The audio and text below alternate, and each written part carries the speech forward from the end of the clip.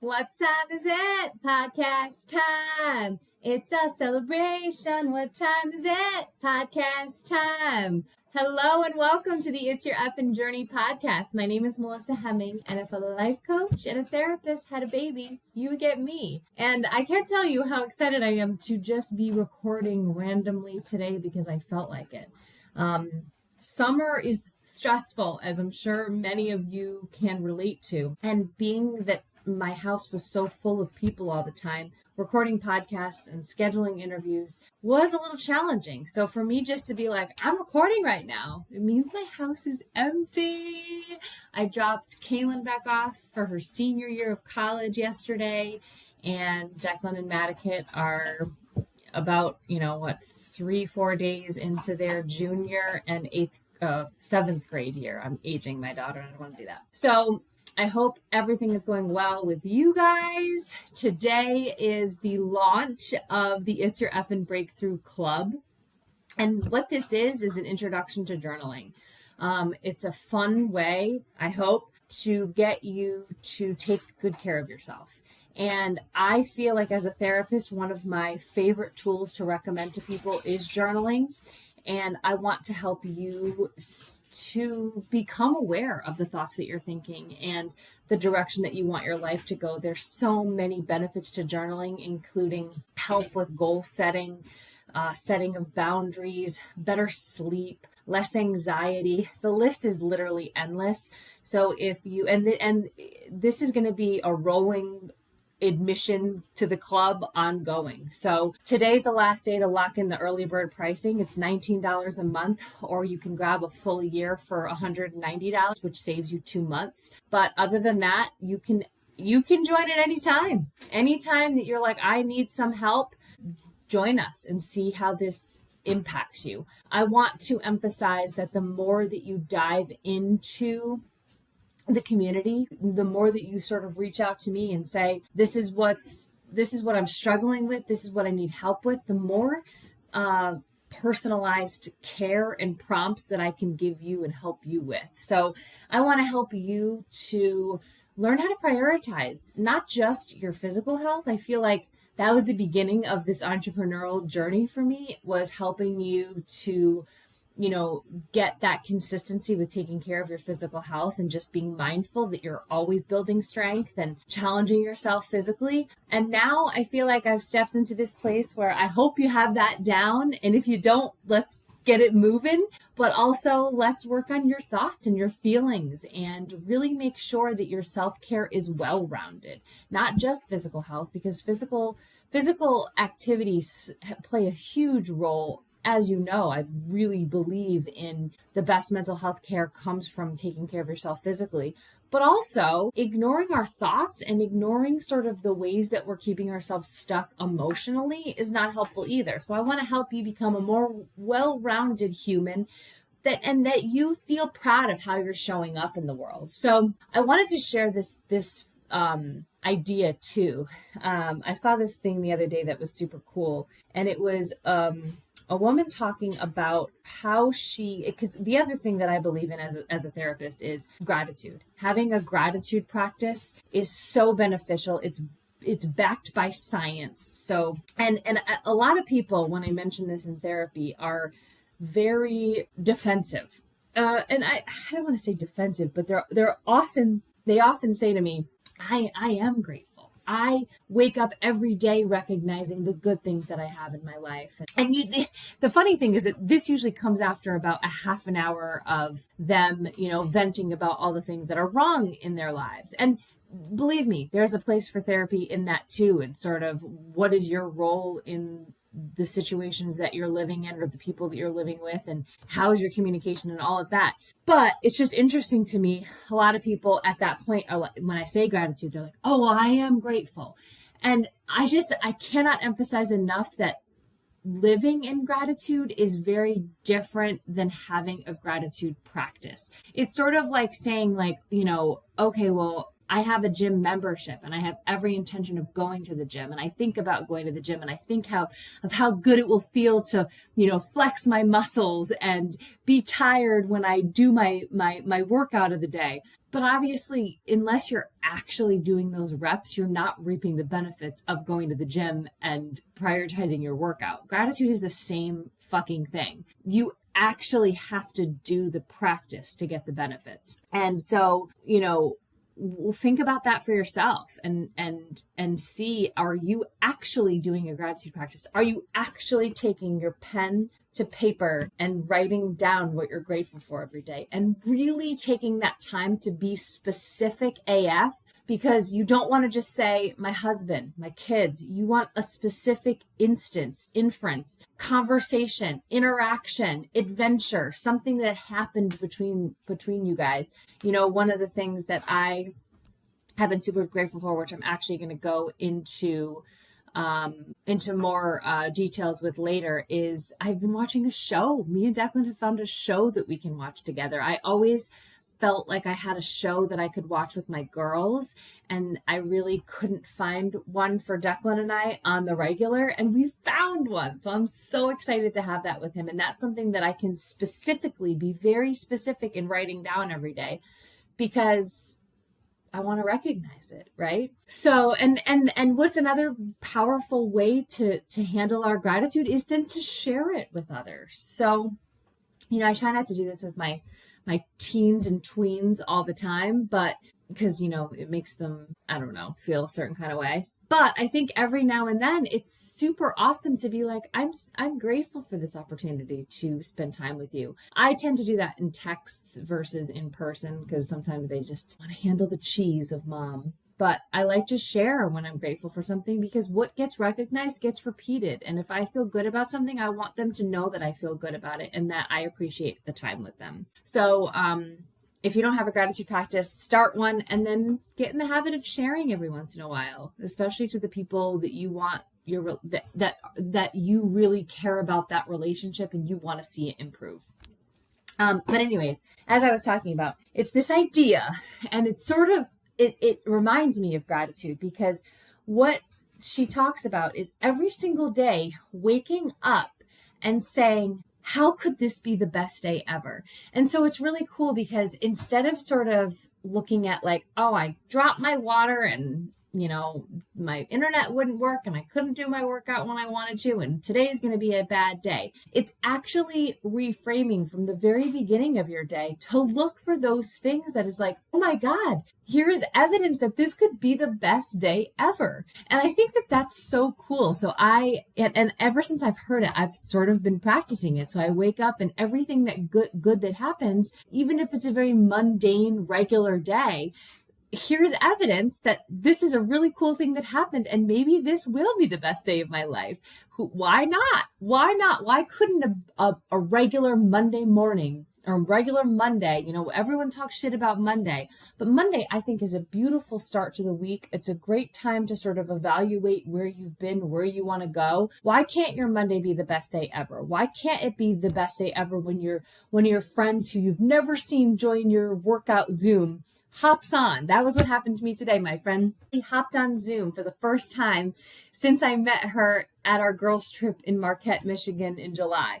And she hopped on Zoom, and I was like, wow, here's evidence this could be the best day ever, because I'm so happy to see her. So and share this with me. I would love to hear yours. What is evidence of today that this could be your best day ever? And I want to know if this helps you moving forward, because it's really helped me to change my outlook on any given day, because we get to look for these things that are amazing. And that's the purpose of gratitude in general is, and a lot of people come to therapy and they want to be more present.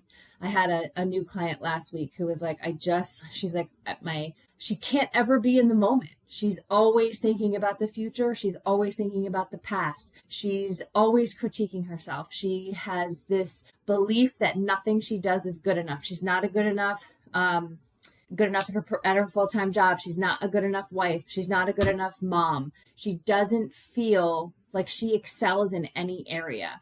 And on top of that, her husband is like, you're not even present when you're with us. Like, you're never here. So one of the things that, she's terrified to journal because of this perfection mindset that she has. So instead of targeting journaling right now, what we're working on is the gratitude practice, because having a gratitude practice and literally setting yourself up to recognize what's good about right now, not when you get the job, not when you get the promotion, when you make a certain income, when you pay off your debt, when, Christmas comes, when your kid hits the honor roll, when you take a vacation. Like, we have to recognize what is good about our lives right now, because the good is now. And even when you get that promotion, when you reach that milestone, when you achieve X, Y, and Z, if you don't recognize what's good right now, you're not going to recognize what's good then. Gratitude helps us to be more present. It keeps us in the here and now, and it keeps us recognizing what's beautiful about today. I may not have $1 million to donate to the children in Gaza right now, but what's good about right now? That I can spread awareness about what's happening in Gaza, that I can donate to individual families and help them buy groceries for that particular day. And if I'm just focused on this, I don't have $1 million, what good is that? I need to focus on what I can do now, what I can control now, what I can recognize now, so that I appreciate it then. So think about that in terms of your own lens of gratitude. If you have a goal of being more present, gratitude is such a great way to shift that so that you are more present today, so that you do have those moments of like, I can look at the trees and breathe and know that today is beautiful. Who cares what tomorrow has? Who cares what yesterday had? Right now is beautiful, and I want you to recognize that so that you can appreciate your life to the fullest of extent. So I want to talk about this show that Declan and I are watching. He's been watching it for a while, and he came to me this weekend and was like, I want to watch this with you. It's called Black Mirror, and there's already like 7 seasons, so this might be really, really old news to you, but it's brand new to me. So basically the show, from what I understand, I've only watched 2 so far, but from what I understand, they are all different. So you don't have to watch them in order, although I think some are connected, so it might make sense to start from the beginning, but it doesn't really matter if you do. They're all separate topics, separate shows. They do not continue off of one another. So the first one that we watched, and I probably should have written down what it was called, but it was so fascinating. So what the show was about was so interesting. It was about a woman, and it's really interesting too. The show is so fascinating because you sort of feel like and I guess it's like a psychological thriller. It's also sort of horror-y. I would say the first one that I watched was more like psychological, and then last night's that I watched was like scary. Like, I was scared. And my oldest daughter recommended that one, and I was like, figures that you did. She's all into like forensics and murder and all of that. I'm like, I'm not going to listen to your suggestions anymore because yours was scary. But anyways, so basically the show starts and you see the people like interacting with other people. So let's say like because I just ordered Instacart. Let's say my Instacart delivery comes and I go out to meet them at the front step with my groceries, and they have their phone and I have their phone. That you see the person's name come up, and then you can rate them. You can rate the interaction. It's sort of like on eBay when you buy something from someone, and you rate each other. You rate each other as a buyer, you rate each other as a seller. And then you have what is it called? Like a number associated with your name. So you can say, like on eBay, like if I was going to sell something to someone and they had like a shitty rating and didn't, pay for their items after the auction was won, or I don't know, they never sent what I bought, you may not want to buy from that person, or you may not want to sell to that person. Same sort of concept. So in this show, everyone they're interacting with, they can rate them. What does that do? That sets you up for the ultimate people pleasing, right? if you care about your rating, and it was wild because in the show, I guess the goal, the highest rating was a 5.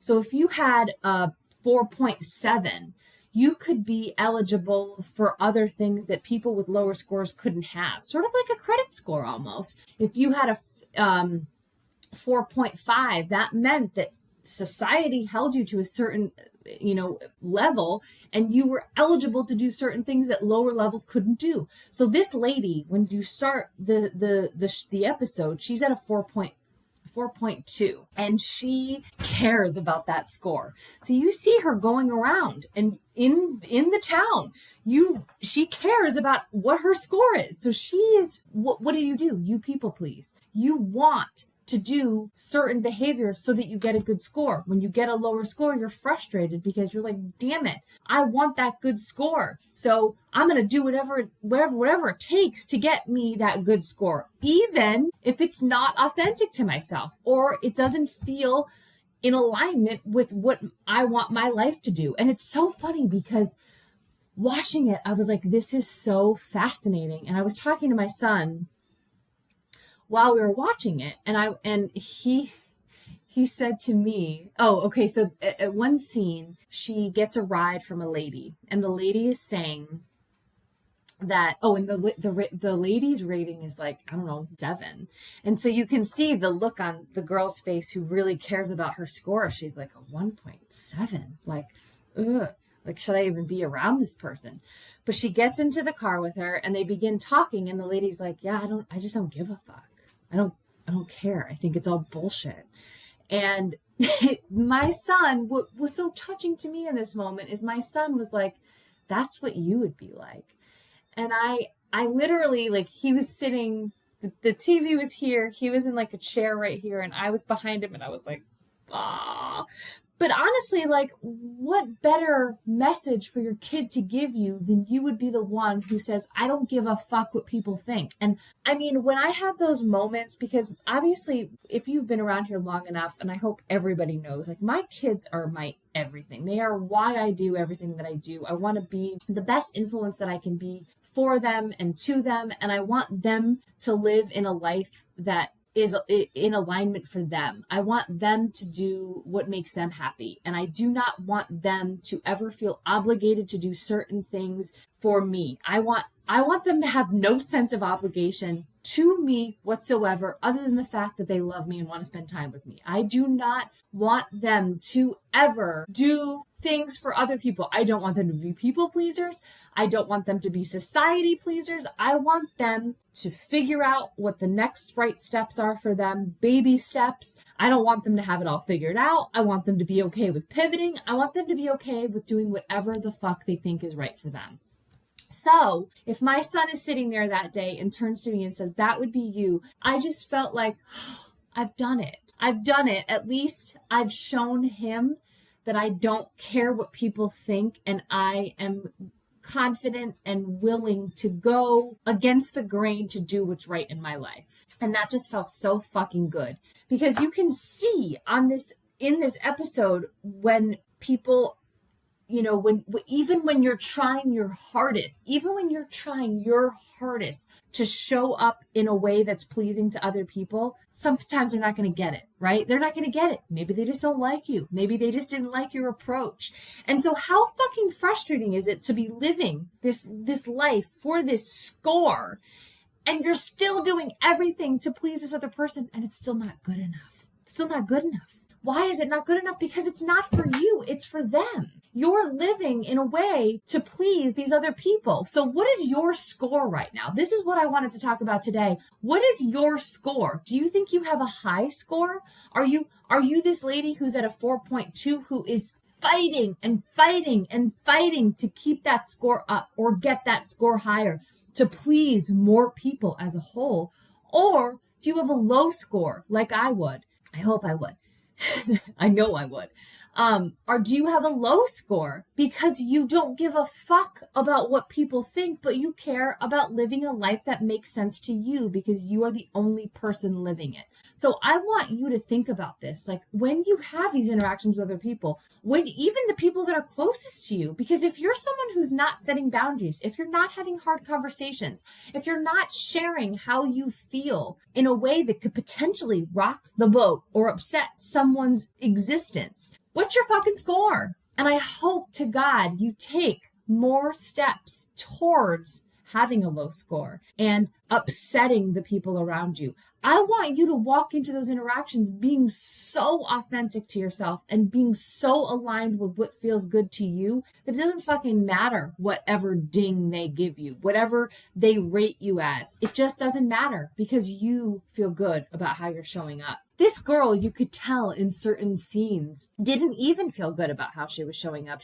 All she cared about was that rating because she wanted to be in the circles with the people with the higher ratings. She wanted to be accepted. She wanted to be valued. And that's what's so interesting about people pleasing is that it often comes from a place of not feeling good enough. And if everybody is happy, if I keep everybody happy, then I will have more value. I will feel more safe. So, and I know a lot of people get like sort of stuck in this. I'm always talking to my youngest, like, because I'll see her, someone will ask her something and she wants to please people. Especially the people that she loves, like me, her dad, her grandma.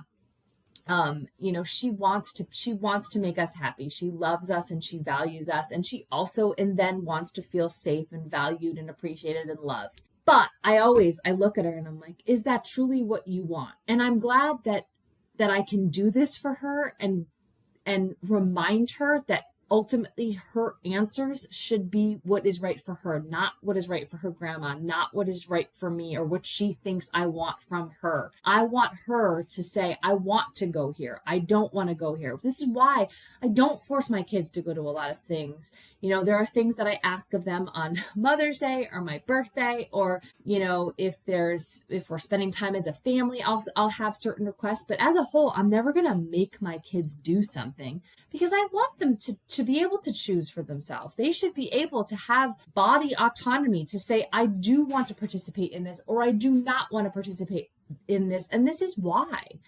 And I think that comes from a curiosity of wanting to know them on a deeper level, and also of having respect for them. I think sometimes there's these ideas that, we force our kids to do things or we embarrass them. I am a huge fan of embarrassing my kids, but forcing my kids to do things, not so much.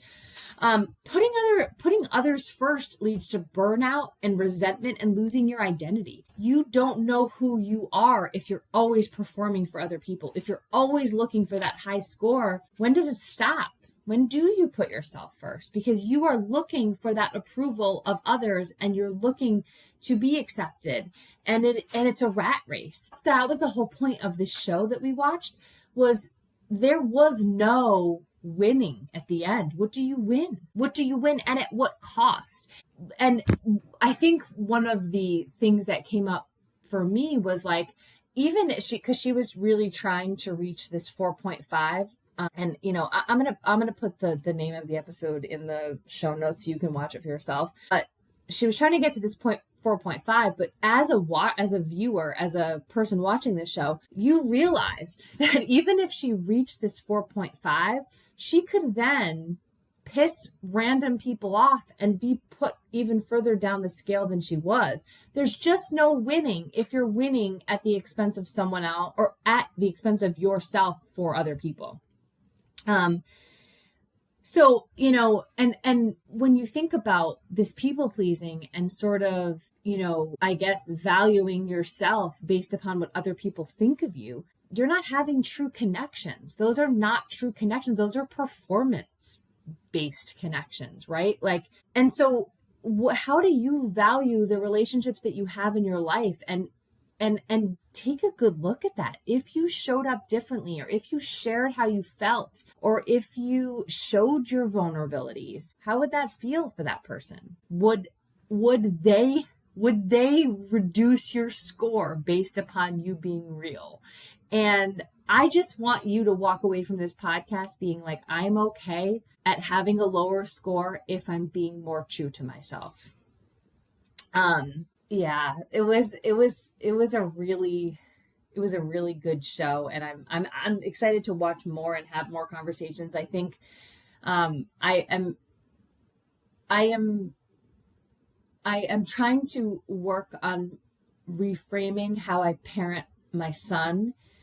He is definitely having a boy is way harder for me than having the girls. I don't know if that's because I started off as a girl mom, but I want to be better for him. And this is I'm not going to say I'm worried about him, because sometimes I catch myself saying that, and worry doesn't do anything for anyone. So getting stuck in worry is not going to be helpful, but I want to just be the best mom that I can be for him. I'm one of the things that I love most about him is our conversations. He is so smart. He knows so much about so many things. And I feel like having these times with him talking about this show, even just the 2 times that we've done it so far, has been so special to me. So I'm just going to take that and move forward, and instead of like worrying about my son, just remind myself that I'm doing the best that I can. He's going to be okay. And all we can do, I always tell people, especially clients in therapy, I'm like, if you even care about the job that you're doing as a parent, you're already one up on shitty parents. We're always going to beat ourselves up. We're always going to feel like we're not doing enough. We're not good enough. We're not giving enough. We're harming them from things that we haven't healed in ourselves. And to that, I say, go to fucking therapy, do the best you can, and try not to beat yourself up about it. Parenting is such a hard job, and there is no right or wrong way. We can just love on these kids and do the best we can for them. So anyways, I hope this episode was helpful to you. If it was, please screenshot it, share it in your stories. I would appreciate you so much. Thank you for being here, and we'll see you soon.